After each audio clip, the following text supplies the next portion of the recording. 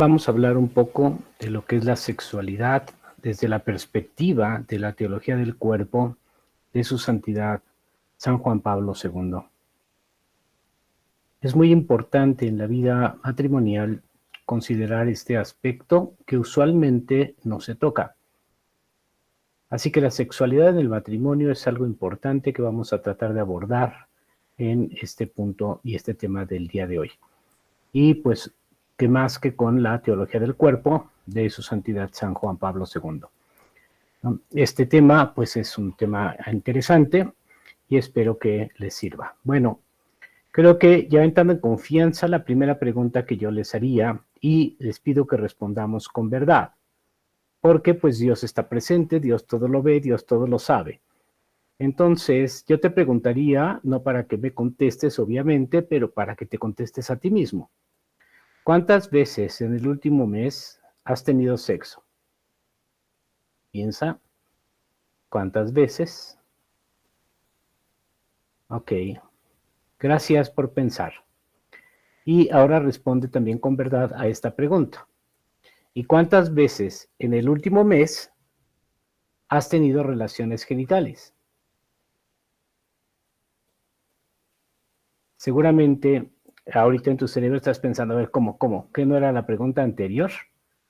Pero no, fíjate que cuando tú utilizas una de estas formas, llamada solicitud de empleo, hay una sección que dice sexo. ¿Qué anotas tú en esa sección de sexo? No anotas cuántas veces, sino ¿cuál es tu sexo? ¿Tu sexo es masculino o femenino? Nada más. Muchas veces nosotros confundimos, el mundo nos ha hecho confundir lo que es la parte de la sexualidad en el matrimonio, lo que es el sexo, ¿sí? Y lo que es la genitalidad. Pero bueno, vamos a abordarlo un poquito. Y mira, para introducirnos en esto, quiero preguntarte y decirte, compartirte algo interesante. No sé si tú sepas quién es Hugh Hefner, ¿no? Hugh Hefner, seguramente no lo conoces, pero sí conoces su obra. Este es el hombre Hugh Hefner, ¿no? Este hombre es el creador, el fundador de una empresa que se llama Playboy, de una revista famosa que se llama Playboy, también de un canal pues que se llama Playboy. Seguramente sí has oído hablar de él, ¿no? Bueno, ¿qué hizo Hugh Hefner en algún momento dado? ¿Sí? Él tiene un libro que llama El amor que satisface, ¿sí? En este libro, bueno, dice, él comenta, Hugh Hefner comenta en ese libro, dice, empecé la revista Playboy como una respuesta personal al daño e hipocresía de nuestra herencia puritana, ¿no? Es una de las razones que él da. Y luego dice, nuestra familia era puritana en un sentido muy real, nunca abrazos o no. No había en absoluto ni abrazos ni besos en mi familia. Y continúa diciendo, hubo un momento en la vida en que mi madre, más tarde en la vida, me pidió disculpas por no ser capaz de mostrar afecto. Esa fue, por supuesto, la manera en que yo había sido creado o educado.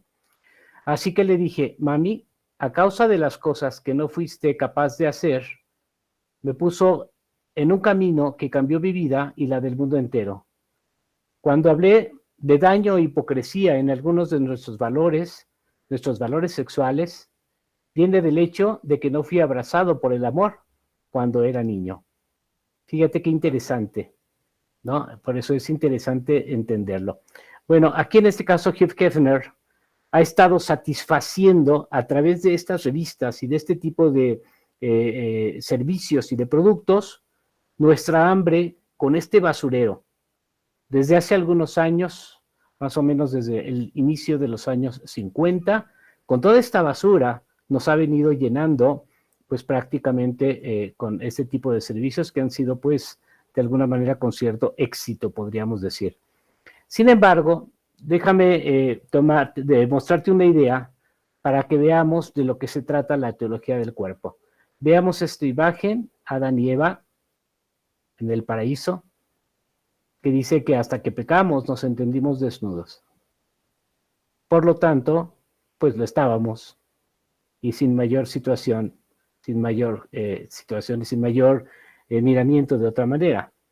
Y esta es la más hermosa pintura que nosotros podamos imaginar, porque somos la corona de la creación de Dios.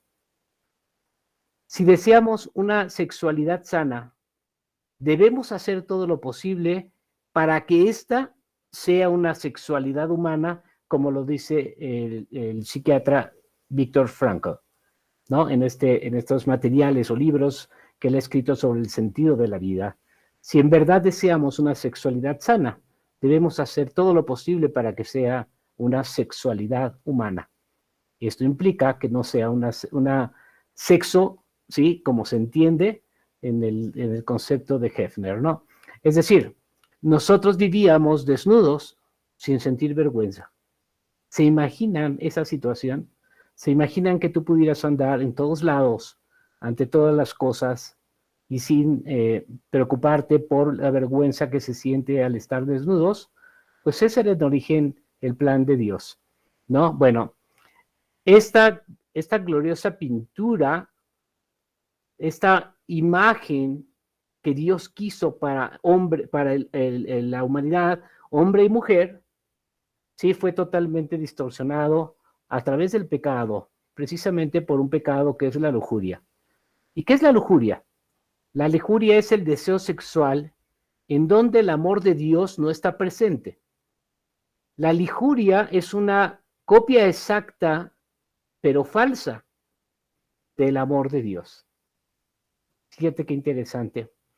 Ahora nosotros reconocemos en nuestros corazones, claro, que la lujuria para nada es apropiada, ¿sí? Pero en un mundo en donde está todo lleno de lujuria, nosotros a veces pensamos que la opción ante esta situación de la lujuria en el mundo es el clásico, estúpido e innecesario error que muchas veces desde la perspectiva religiosa nosotros lo ponemos como una solución, ¿sí? Vemos esto, vemos en este caso a Adán y Eva así desnudos y decimos cuerpo malo, sexo demoníaco, tentación, sucio, es del infierno. Es mucho tiempo se estuvo manejando así, por eso hoy se habla de esos tabús, ¿no? Mira, al principio de los años 50 hubo dos figuras históricas muy importantes que dijimos, espérense, no debemos deshacernos de esto, no debemos de tirar el cuerpo, así decir que es algo sucio, algo que nos sirve, algo demoníaco. No tenemos que deshacernos de esto. Uno de ellos, ya mencionamos, fue Hugh Hefner. Sacó del bote de la basura esa imagen corrompida, esa imagen que habíamos desdoblado, desfigurado de la sexualidad, y dijo, amigos, ustedes no debieran tirar esto a la basura. Tenía razón Hefner. Claro, claro que tenía razón. No había por qué avergonzarse ni tirar la sexualidad a la basura. Hasta aquí todo está bien. Sí tenía razón, pero entonces ¿en qué estaba equivocado? En que rescató ese papel arrugado de la basura, esa imagen arrugada de la basura, y lo dejó así, arrugado. Ese fue el error de Hefner. Y entonces empezó a restregarnos en nuestras caras esa imagen arrugada diciendo, mira, mira esto, mira esto. Esa es la revolución sexual del siglo XX. Más exactamente lo que yo llamaría la revolución pornográfica. Mira, mira esto. Esa es la revolución que yo llamaría la revolución pornográfica, que hoy tanto daño hace a nuestros jóvenes. Pero déjame contarte, ¿sí?, que había otra figura en el siglo XX y al mismo tiempo en que Hefner, ¿sí?, dentro de los primeros años de los años 50, un joven sacerdote polaco llamado Karol Wojtyla, ¿sí?, quien más tarde llegaría a ser su santidad Juan Pablo II. Juan Pablo II también sacó esa imagen que teníamos, que habíamos tirado al basurero y que habíamos arrugado ahí en el basurero y dijo, ustedes no deberían deshacerse de esto también, igual que Hefner, ¿no? Pero él hizo mucho más que Hefner. Él dijo, déjenme mostrarles lo que ustedes acaban de tirar. Y reflexionando él en la palabra de Dios de manera profunda, en lo que el Señor Jesús menciona acerca del inicio, entonces no solo comenzó a desdoblarlos para nosotros, sino que nos presentó el original, el hermoso y el maravilloso plan de Dios no arrugado, el original. Y entonces, al decir, déjenme mostrarles lo que acabo de tirar, ¿sí? Él nos decía, Cristo no vino al mundo para decir, no miren esas cosas malas, sucias y diabólicas.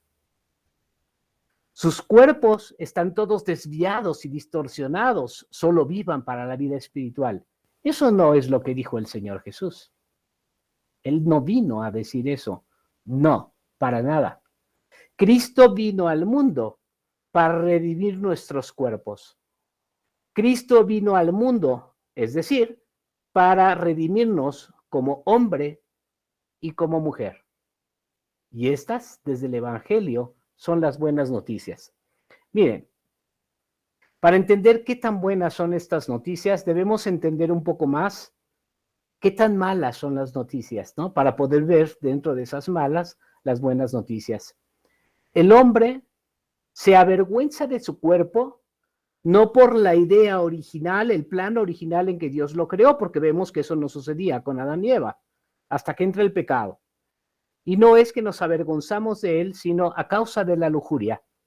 De hecho, él no está avergonzado tanto por su cuerpo, la humanidad, cuando precisamente nos avergonzamos por la lujuria, no por nuestro cuerpo. Aquí incluso el Papa que dice eso se corrige a sí mismo y dice, nuestro cuerpo no es vergonzoso. La lujuria es la que es vergonzosa. Nunca culpemos al cuerpo, más bien culpemos a la distorsión de nuestro corazón, que es la lujuria precisamente. Este es el problema, no nuestro cuerpo, sino el pecado de la lujuria. Y mira, te pregunto, ¿por qué nosotros cubrimos nuestros cuerpos? Muchas personas piensan que cubrimos nuestros cuerpos porque nuestros cuerpos son malos. No, para nada. No, no, no, no, no, no. Eso es una herejía. Nuestros cuerpos no son malos. Cubrimos nuestros cuerpos en un mundo caído precisamente porque son tan buenos. Y debemos sentir, o sentimos, y así lo debería de ser, una necesidad instintiva de proteger lo bueno de nuestros cuerpos de la degradación de la lujuria. ¿Sí? A ver, un voluntario de los que están escuchando esto, por favor. Pregunta. ¿Podrías, por favor, si yo te dijera ahorita, pon tu cámara, ¿podrías, por favor, venir y mostrarnos tu desnudez sin vergüenza? Seguramente dirás, pues no, o sea, no, ¿cómo, verdad? Esa es la respuesta apropiada. La primera vez que yo hice esto, todo el mundo se rió, ¿no? Seguramente después te causaría risa sobre esta pregunta. Y esa no era la respuesta apropiada. ¿Sí? O sea, no creo que a ti te dé pena tu cuerpo. Creo que te da pena lo que puede suceder a través de la lujuria. Ahora, la risa es una respuesta apropiada. Claro, ahora dices, no, pues sí, sí, ciertamente. ¿Por qué? Porque sabemos que en un mundo caído, exponer el cuerpo en una audiencia pública donde alguien más lo va a ver, no porque nuestro cuerpo sea malo, pero ¿qué va a pasar? Hay un peligro. No seríamos capaces de verlo apropiadamente. No haríamos honor al verdadero misterio descrito en nuestro cuerpo. Y mira, te pongo este ejemplo tan extraordinario. ¿Has visto cuando es, por ejemplo, en la iglesia, en la época de Semana Santa, que la iglesia vela, pone velos, ¿sí? Algunas cosas, algunos objetos, algunas imágenes? Entonces la pregunta que yo te haría es, ¿la iglesia cubre con velos cosas que son malas? La iglesia vela o cubre con velos cosas que son santas, santas, santas y santas. Nuestros cuerpos no son malos. Nuestros cuerpos son santos. La vergüenza no solo es algo negativo, dice el Papa. La vergüenza también tiene una función positiva. Una natural forma de autodefensa para la persona contra el peligro de degradarse o ser empujado a una posición de un objeto para uso sexual. ¡Wow! ¡Qué hermoso!, dice su santidad. Jamás fuimos pensados para ser tratados como objetos para el placer de otro. Y nosotros intuitivamente sabemos eso. Por eso cubrimos nuestro cuerpo en un mundo caído. Qué hermoso, lo más hermoso que podamos imaginar. Mucho más hermoso que lo que Hugh Hefner jamás podría entender. Mientras él permanezca atado por la pornografía y por lo tanto por la lujuria. Miren, nuestros corazones se han convertido hoy por hoy en un campo de batalla entre el amor verdadero y la lujuria. Y mientras más domine la lujuria en nuestros corazones, menos experimentamos el significado esponsal o conyugal de nuestro cuerpo. ¿Cuál es el significado esponsal o conyugal de nuestro cuerpo entonces? Es el llamado que Dios nos hace a amar. Pero amar en la misma imagen de Dios, que está cincelada en nuestra sexualidad, creados como hombre y como mujer. El cuerpo de un hombre no tiene sentido en sí mismo. El cuerpo de una mujer no tiene sentido en sí misma. Viéndose uno al otro, si es que tenemos ojos para ver como Dios quiere que los veamos, descubrimos un gran misterio. Pero este es precisamente el problema por el pecado original y debido al pecado original, que todos estamos ciegos. Pero ¿cuál es la noticia que nos da el Evangelio y que el Papa, su santidad, San Juan Pablo II, nos dice en esta teología del cuerpo? Que Cristo vino a devolver la vista a los ciegos. Si tú y yo estábamos ciegos por el pecado, nuestro Señor Jesús nos ha vuelto la mirada, nos ha dejado poder ver nuevamente, pero desde la perspectiva espiritual. De modo que te pregunto, y pregunto a todas las personas que puedan escuchar esto, no quiero que lo digan, respóndanse a ustedes mismos y háganse la pregunta. ¿Quieres ver desde esa perspectiva espiritual?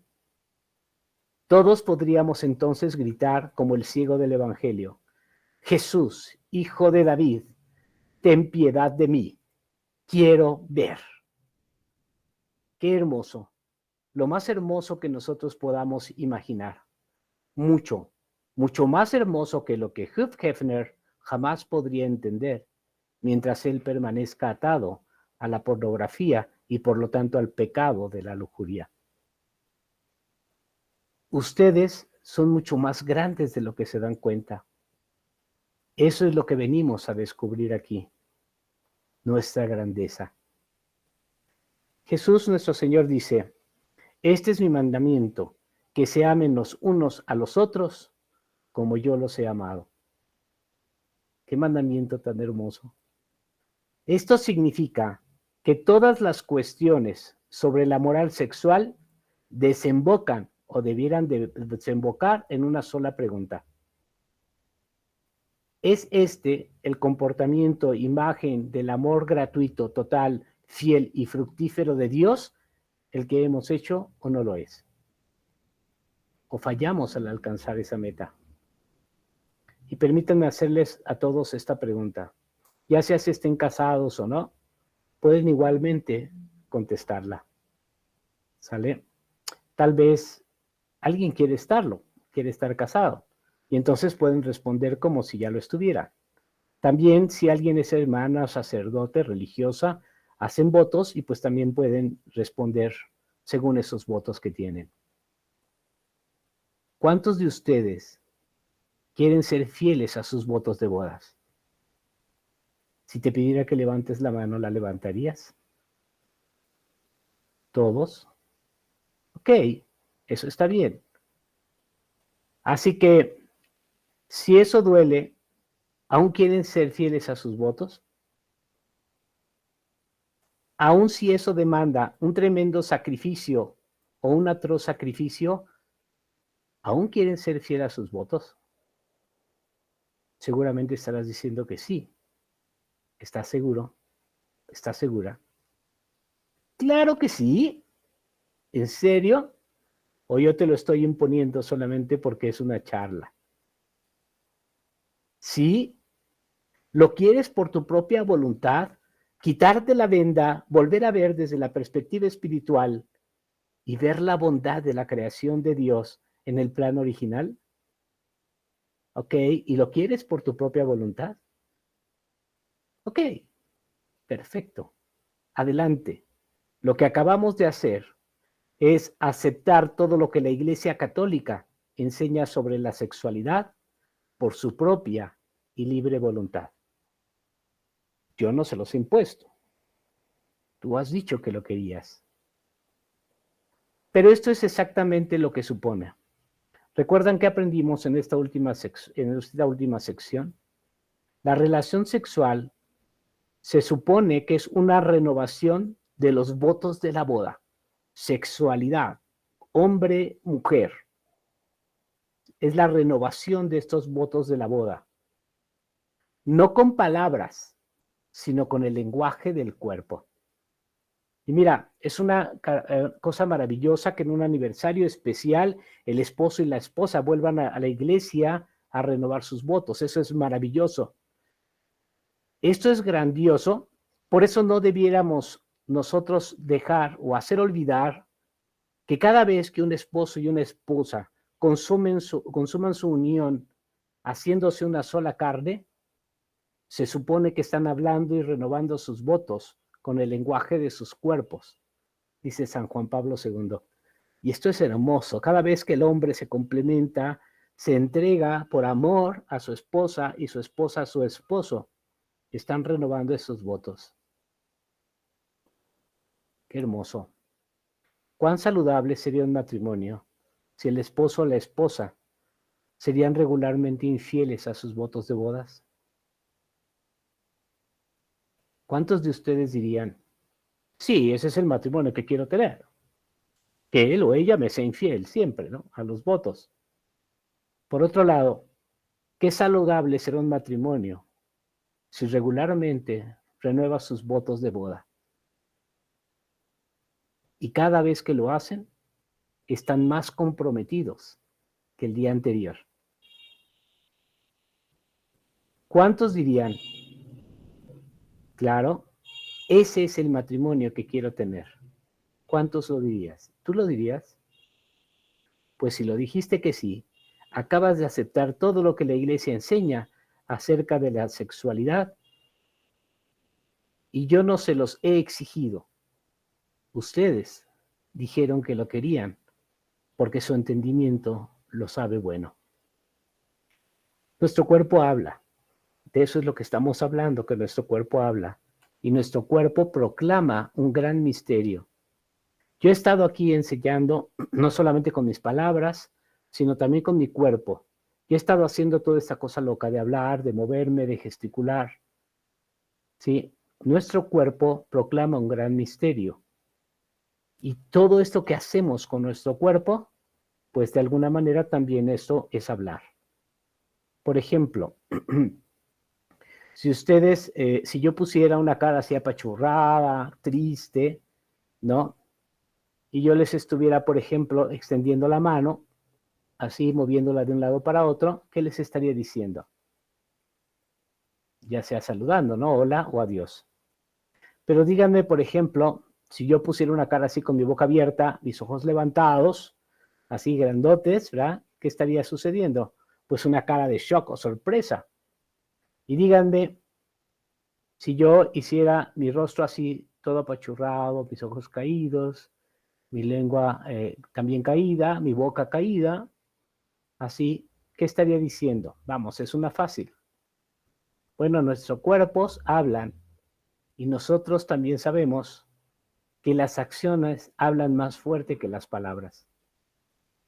Si ustedes entran en mi habitación familiar y me ven sentado así, apachurrado, los ojos caídos, la boca caída, y me dicen, Francisco, ¿cómo estás?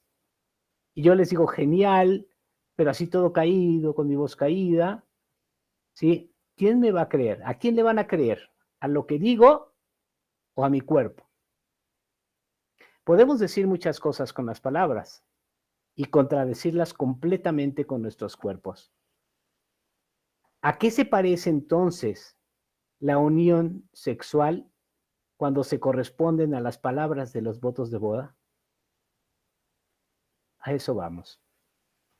Podemos hablar del bien y el mal moral en una relación sexual, basados en si la pareja da a su unión el carácter de un verdadero signo o no se lo da. ¿Es un verdadero signo de amor este o no lo es? Hagamos cuentas y no tengan miedo a admitir si son culpables de todo tipo de pecado del que voy a hablar. La misericordia de Dios ha sido dada y debemos confiar en esa misericordia. Solo hay un pecado que debiéramos temer. Solo uno: el rechazo a admitir el pecado. ¿Por qué? Porque el rechazo a admitir el pecado es el único pecado que no puede ser perdonado. Jesús llamó a esto la blasfemia al Espíritu Santo. No creer que necesitamos de Dios, ni de su perdón, ni de su gracia, ni de su misericordia. Es una blasfemia contra el Espíritu Santo. Y cuando nosotros blasfemamos al Espíritu Santo, lo que estamos diciendo es, yo no he pecado, no tengo necesidad de que el Espíritu Santo me perdone ningún pecado porque no he pecado. Así que no tengas miedo de admitir 1.000.000 de pecados. No tengas miedo. Solo ten miedo de justificar con falsas razones el pecado. ¿Hasta aquí me has seguido? Confiemos entonces en la misericordia de Dios. Él no está contra nosotros. Él quiere salvarnos. Solamente hagamos cuentas. Un acto de masturbación muestra la imagen del amor de Dios, gratuito, total, fiel y fructífero, o falla al dar en el blanco. Claro, falla al dar en el blanco, porque ya decíamos que no hay sentido para el cuerpo del hombre sin el de la mujer y viceversa. Si tú luchas con eso, no estoy yo aquí para condenarte. Estoy aquí para proclamar una verdad que puede liberarnos a todos. Otra pregunta: ¿el sexo premarital antes, relaciones prematrimoniales, antes de casarte, muestra la imagen del amor de Dios gratuito, total, fiel y fructífero, o falla a dar en el blanco? Si tú luchas contra eso, no estoy yo aquí para condenarte. Estoy aquí para proclamar una verdad que puede liberarnos a todos. Una más. ¿La actividad homosexual muestra la imagen del amor de Dios gratuito, total, fiel y fructífero, o no lo hace? Si tú luchas con eso, no estoy yo aquí para condenarte. Estoy aquí para proclamar una verdad que puede liberarnos a todos. Estoy aquí para proclamar la verdad completa de nuestra humanidad que puede liberarnos. Siguiendo la lista de lo que estamos haciendo, ustedes eventualmente pueden llegar a esto. Y es el coco o la pesadilla. Es la gran manzana de la discordia en la iglesia durante los últimos 40 o 50 o más años. No hay que temer las exigencias del amor. No hay que admitir 1.000.000 de veces que hemos fallado. Solo hay que temer justificarnos.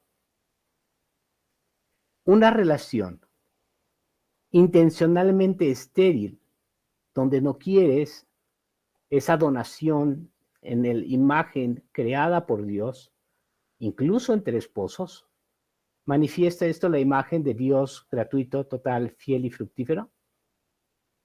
¿O falla David el blanco? Si la enseñanza de la Iglesia acerca de la contracepción está aquí y nuestros corazones están por otro lado, quizá el problema no está en la enseñanza de la Iglesia.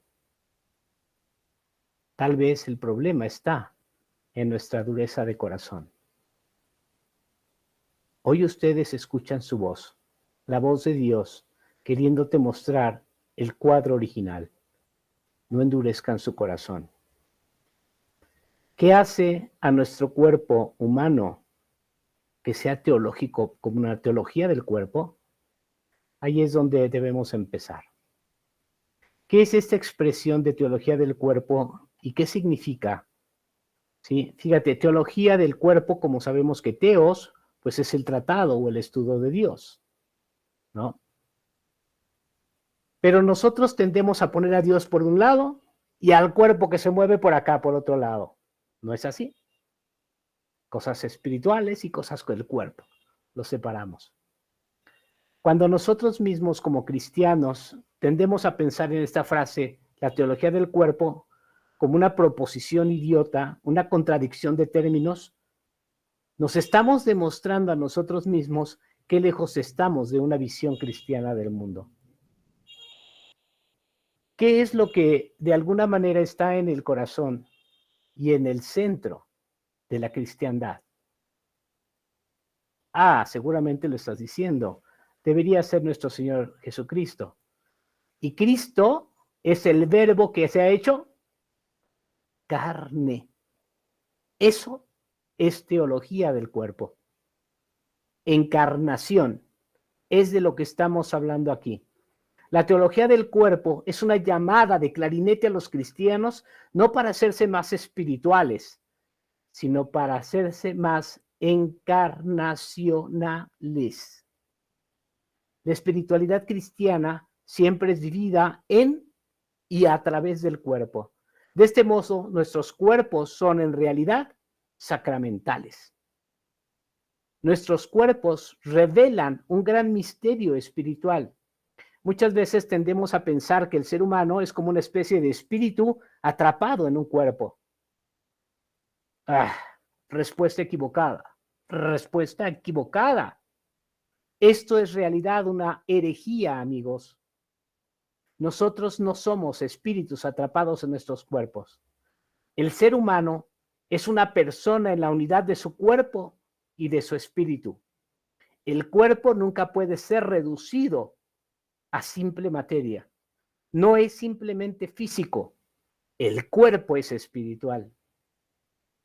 Todos nosotros somos, cada uno de nosotros, cuerpos espiritualizados. Precisamente como el espíritu del ser humano, el espíritu del hombre, está tan estrechamente unido al cuerpo, es que el ser humano puede ser descrito como un espíritu incorporado. Nosotros tenemos esta idea de que de alguna manera nuestros cuerpos son caparazones en los que viven los espíritus. Esa no es la realidad de la materia. Y yo te lo digo que tengo una especialidad doctoral en biofísica natural.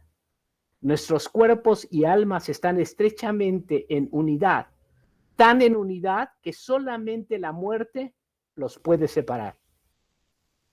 Y yo llamo a esto la oda a la carne. Y no lo digo nada más porque sí, está tomado del catecismo de la Iglesia Católica. Tenemos la idea de que el cristianismo se opone al cuerpo. Nada podría estar más lejos de la verdad, de Cristo mismo. Fíjate, dice el catecismo de la Iglesia Católica, la carne es la bisagra de la salvación. Nosotros creemos en Dios, que es el creador de la carne. Nosotros creemos en el verbo hecho carne para redimir la carne. Nosotros creemos en la resurrección de la carne, el cumplimiento tanto de la creación como de la redención de la carne. Así lo dice el catecismo de la Iglesia Católica. ¿Observas? Carne, carne, carne, carne, carne. Debemos ponernos en contacto con nuestra carne. Y cuando San Pablo dice que estamos llamados a vivir según el Espíritu y no según la carne, él no está diciendo espíritu bueno, cuerpo malo, para nada. No hay posibilidad de que San Pablo dijera eso porque eso es una herejía. Y nosotros sabemos que no hay posibilidad de que la Escritura, la Santa Biblia, enseñe una herejía. Más bien, lo que está diciendo San Pablo es, abran su cuerpo a la inhabitación del Espíritu, de modo que lo que hagan con su cuerpo glorifique a Dios y no lo contrario como en la lujuria. Eso es lo que dice el mismo Pablo. Lo que estamos descubriendo aquí es esta cercana unidad de cuerpo y alma. Es que el cuerpo es una especie de sacramento. Y digo sacramento con una S pequeña, para hacer distinción que no es uno de los 7 sacramentos. Aunque el cuerpo de Cristo, entregado por nosotros en la Eucaristía, sí es un sacramento. Sino lo que estoy diciendo es que nuestros cuerpos son sacramentos en el sentido de que hacen visible lo que es invisible. La parte espiritual se hace visible con nuestros cuerpos. Y eso es de lo que trata el cristianismo. Mira lo que dice el Catecismo de la Iglesia Católica. Dios es invisible, no podemos verlo, ¿verdad? Sin embargo, el cristianismo afirma que el Dios invisible se ha hecho a sí mismo visible. ¿Cómo? Pues miren la cita. En el cuerpo de Jesús, nosotros vemos a nuestro Dios hecho visible y así somos llevados al amor de Dios que no podemos ver. Qué hermoso, es asombroso. El misterio de Dios ha sido revelado en carne humana. Teología del cuerpo. Si tendemos a poner a Dios por acá y el cuerpo por otro lado, a través de Jesucristo, estas dos realidades se unen de una manera hermosa. Eso es el matrimonio. Se unen de manera hermosa la naturaleza divina y la naturaleza humana.